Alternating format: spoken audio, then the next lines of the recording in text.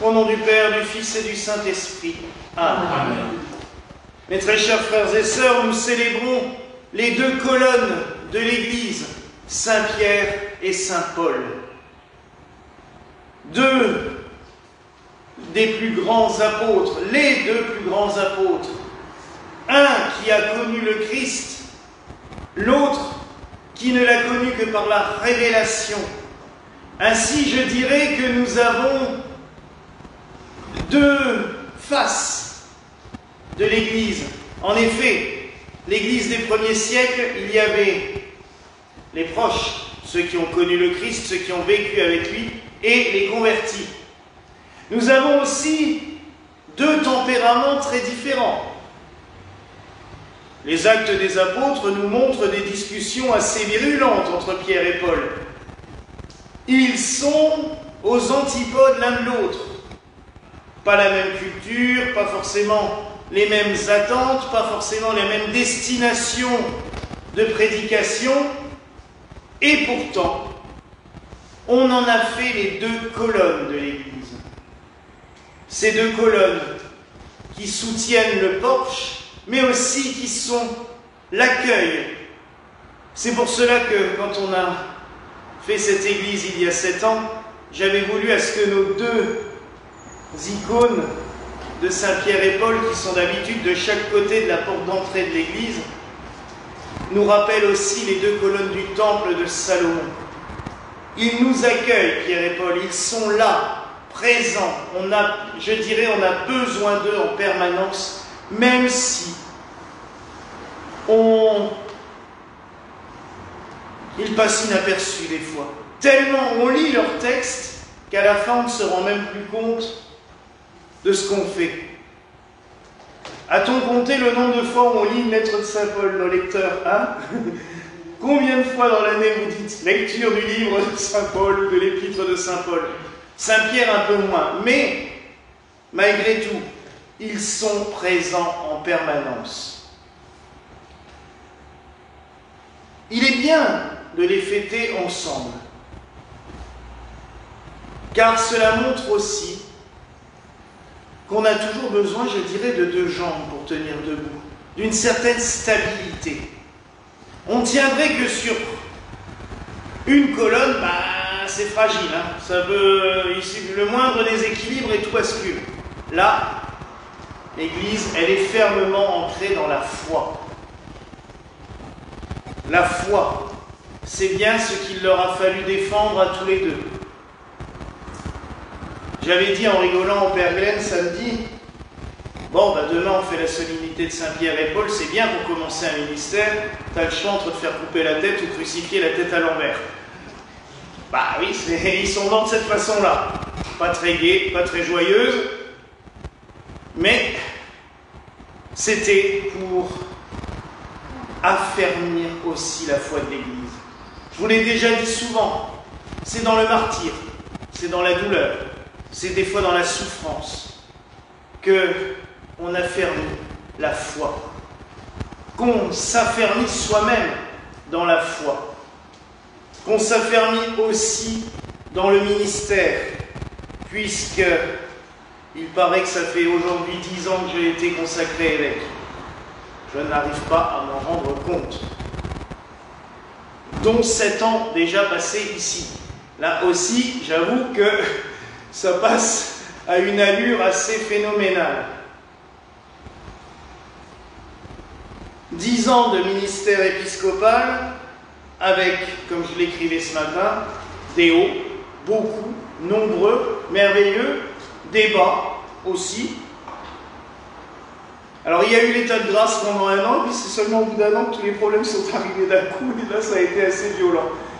Par la suite, on s'y fait. Quelqu'un me disait ce week-end, j'ai l'impression de ne plus rien ressentir face aux problèmes. Je dis bon, à un moment donné, je crois qu'on s'habitue.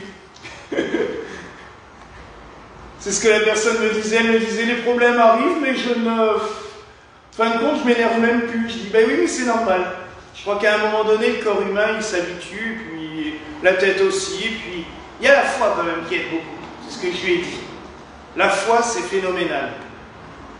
Sans elle, Sans elle, vous ne seriez pas assis ici déjà, parce qu'il fallait avoir la foi pour prendre ce bâtiment à l'époque. Certains diraient de la folie. Bon, il doit y avoir des deux. Mais cette foi, c'est elle qui nous permet de faire tant de choses, d'avancer sur tant de points, de passer par-dessus tant de choses aussi, parce que, oui, c'est pas toujours évident. Professer la foi chrétienne de nos jours, c'est pas un boulot simple. Il faut en avoir envie. Et je dirais que c'est pas face, j'en ai parlé hier pour la fête de Saint-Irénée, c'est pas face à ceux qui ne croient pas.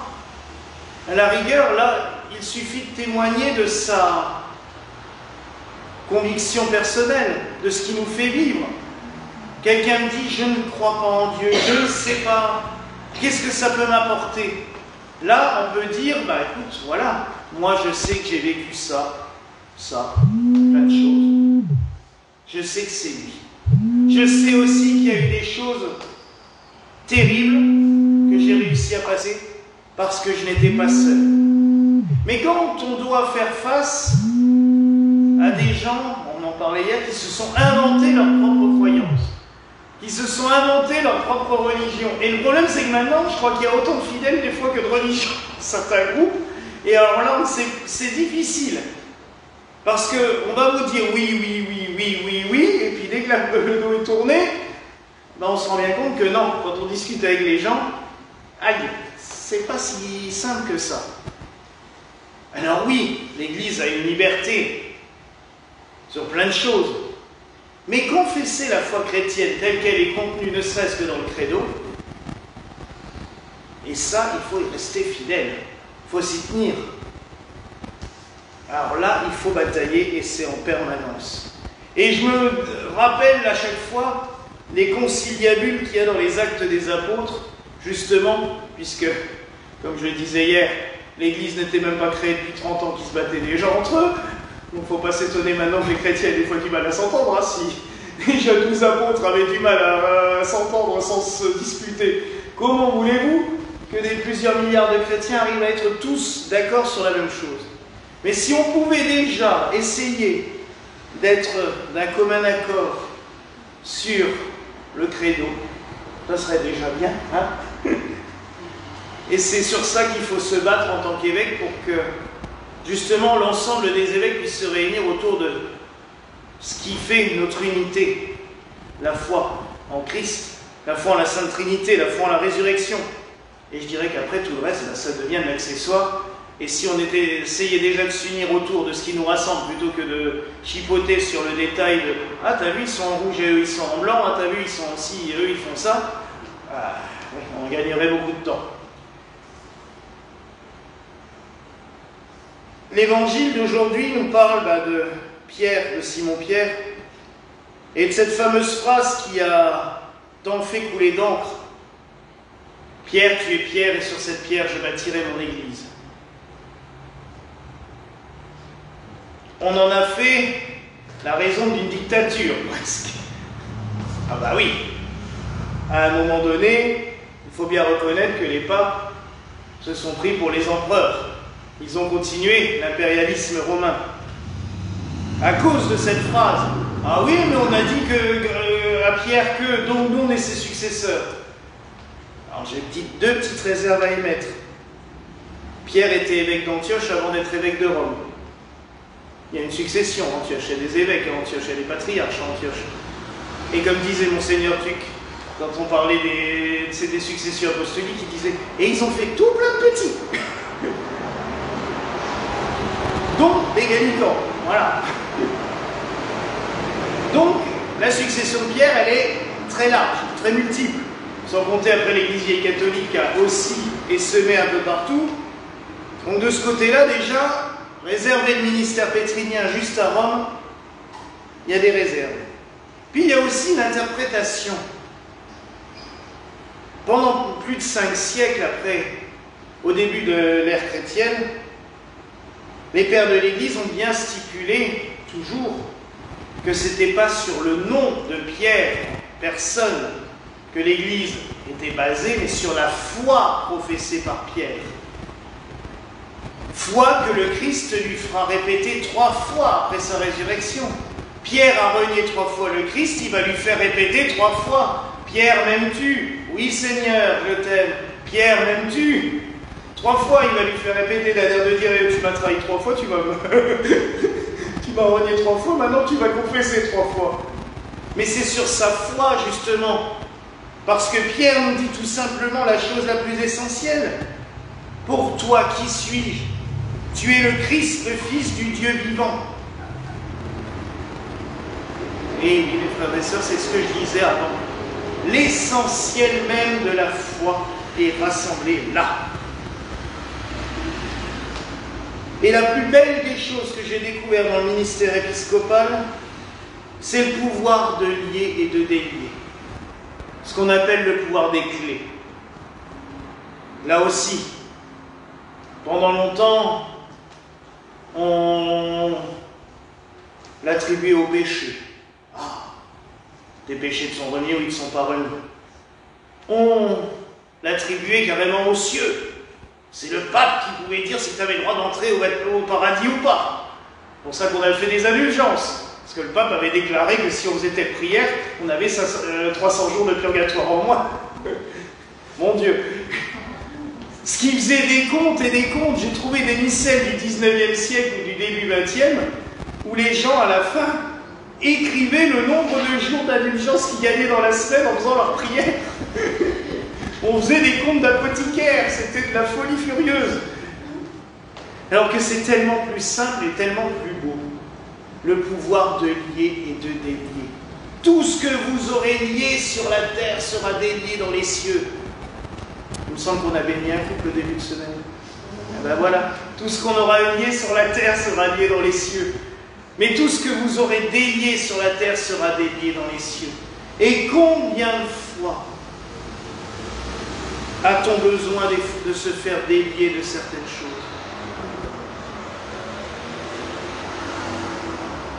On reçoit énormément de malades dans l'année.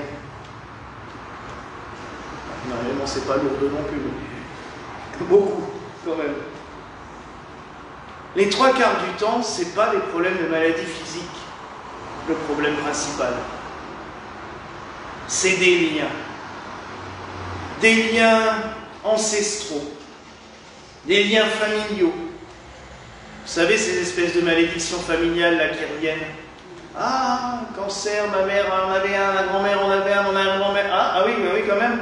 À un moment, il faudrait peut-être couper tout ça. Ces problèmes, mes parents ont divorcé, mes grands-parents ont divorcé, mes arrière. Ah oui aussi? Bon. L'alcool aussi, des fois. Ah, mais dans ma famille, hein, c'est sur des générations. Ah oui. Et ainsi de suite. Plein de choses comme ça. Et c'est là que le pouvoir de lier et de délier est intéressant. Quand on donne le sacrement des malades ou l'absolution, le prêtre dit « Je vous absous et vous délie ». Et là, ce n'est pas une image, ce n'est pas juste une fantaisie de l'esprit. Quand le prêtre délie quelqu'un, parce que le prêtre peut le faire aussi, puisque ses pouvoirs sont attachés à ceux de son évêque. Donc, le pouvoir de lier et de délier des apôtres et des évêques est transmis au prêtre. Mais quand le prêtre délie quelqu'un, il le délie vraiment de tous ses liens négatifs, passés ou présents, et des fois sur plusieurs générations. C'est comme ça qu'on a commencé d'ailleurs à prier cette prière qui était très connue dans les années 90, maintenant c'est un peu moins, de l'arbre généalogique. C'était un pasteur anglican. Je vous le raconte cette histoire parce que moi elle m'avait fasciné. Un jour justement une jeune femme vient le voir en lui disant « Monsieur », parce que c'était en plus dans la partie presbytérienne de l'église anglicane, hein, donc où on ne prie pas du tout pour les morts, où on ne fait pas de messe, on fait juste on fait une sainte scène, voilà, c'est très sobre. Elle vient le voir, elle lui dit « J'ai un cancer, le médecin m'en donne pour 1 mois et demi, 2 mois. Qu'est-ce que ma petite fille va devenir? On lui dit, ben, on peut essayer de prier, mais tu sais, nous, la prière d'intercession, on n'en fait pas trop, les protestants, c'est pas notre truc, pas dans cette branche-là. Puis elle, en discutant, elle dit, ah, et quand je pense que maman est morte comme ça, j'ai pas envie que ma fille vive ce que j'ai vécu moi d'être orpheline à 5 ans. Il dit quoi? Elle dit, bah oui, elle avait un cancer de l'estomac aussi. Ah. Et il dit, il y en a eu d'autres? Bah oui, ma grand-mère, on a une grand-mère aussi. Toutes les femmes de la famille meurent vers 30-35 ans. Et il a une inspiration. Vous savez d'où ça venait. Est-ce qu'il y a quelqu'un d'assez âgé dans ta famille qui peut remonter, qui sait un peu plus loin? Elle dit, bah, dans le village d'où on est originaire, oui, il y a un grand-oncle du côté de mon père, il a connu tout le monde, lui, et il a plus de 90 ans. Je vais aller le voir, elle va le voir, et il lui raconte qu'en effet, on disait qu'une arrière-arrière-grand-mère, un jour en avait eu marre de sa vie, de misère et tout, et qu'elle avait avalé un produit chimique pour mourir. Et elle s'est en fait détruit l'estomac. Et là, elle lui raconte ça, et le pasteur dit, bon, c'est pas, d'habitude on ne le fait pas dans l'église, c'est pas prévu pour, mais les catholiques font ça, on va essayer de le faire. Et il a célébré l'Eucharistie pour le repos de l'âme de cette personne-là. Vous me croirez ou pas, 1 mois et demi après, la jeune femme est revenue, la tumeur avait totalement disparu. Parce qu'il avait coupé les liens avec tout cela. Donc vous voyez à quel point est puissant ce que le Christ a laissé à ses apôtres. Le pouvoir de lier et de délier. Ce pouvoir des clés. Tout ce que nous ouvrons sur la terre sera ouvert dans les cieux. Tout ce que nous fermons sur la terre sera fermé dans les cieux. C'est là aussi qu'il faut absolument que les prêtres et les évêques, surtout les évêques, arrêtent de passer leur vie à vouloir excommunier du matin au soir les uns et les autres. Parce qu'ils ne se rendent même pas compte de la portée. Quand on voit comment ça marche, quand on délie quelque chose, imaginez comment ça marche quand on lie quelqu'un. Par un serment, par une promesse, par n'importe quoi. Il faut vraiment faire très attention dans ces cas-là. Alors oui, mes frères et sœurs, le pouvoir qui a été confié aux apôtres, aux évêques, aux prêtres, est puissant. Mais c'est un cadeau merveilleux que le Christ nous a fait. C'est un cadeau lourd aussi. Et c'est pour ça que je vous demande tout particulièrement ce soir de prier pour tous les évêques et les prêtres. Puis par conséquent pour votre évêque aussi, tant que vous y êtes, hein. Si déjà vous êtes là. Parce qu'il ne faut pas croire que tout est simple pour nous. Loin de là. Et priez aussi pour votre nouvel évêque. Parce que il est toujours aussi intimidé. Hein. Ça ne s'est pas arrangé depuis dimanche. Donc, priez aussi pour lui. Car oui, c'est un